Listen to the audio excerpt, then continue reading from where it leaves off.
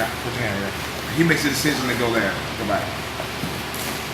The way the half guard game is, as soon as that person turns to go that way, you have to turn. So turn slow. When he turns, you gotta turn and you gotta ride under his armpit and his arm. And as soon as he turns, you gotta turn, push, and what? Shrimp. Right. You gotta turn.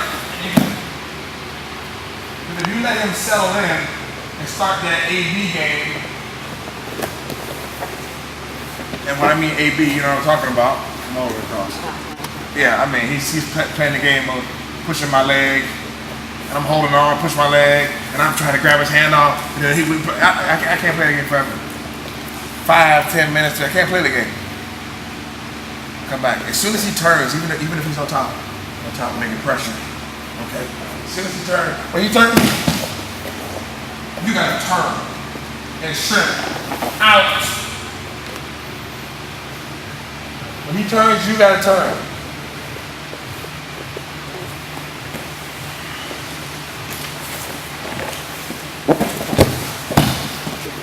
And you have to turn. If you let that person settle in, you're done. It's a wrap.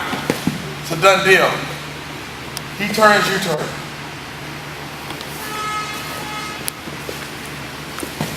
Too late.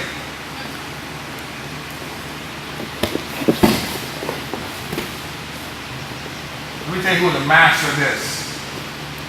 Master who I learned this from Laborio, but I learned it in practice from Jeff Musson. Jeff Musson, in my opinion, there's a lot of guys who have great half and deep half game. I forget one of the dude's names right now that escaped me.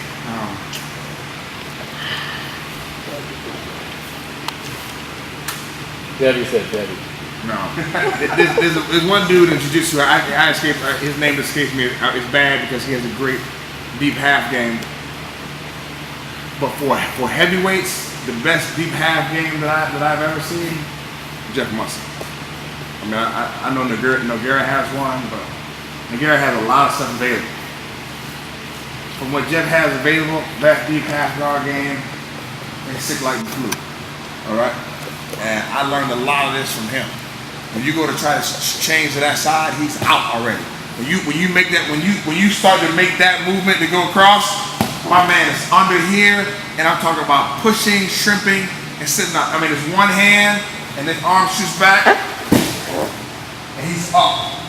Not only is he up, and he's on top. He'll be up top because he's got my hips. Look at my hips. Oh my God, he's done. I can't rotate any other way. Listen, I can't rotate any hip. Man, he's up at all. So he's already turned. He comes up, and when he's up already, then he starts to go serious. Okay? All we're going to do now is we're going to work on the person turning and turning very slowly. And then you shrimping out and sitting up. Now, understand this. Sometimes it happens fast like that.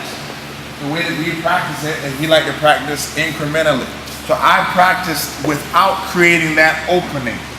Okay? When I practice with you guys, I practice shoulder pressure. You create shoulder pressure.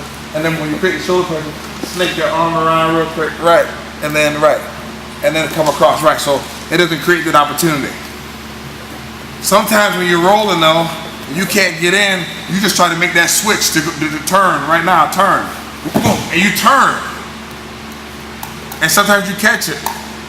And sometimes you don't. Oh, it's a lot of pressure. All right. Did you break wind or was that the No, that's fine. No, I went down here. That's a lot of pressure. I thought my man broke wind.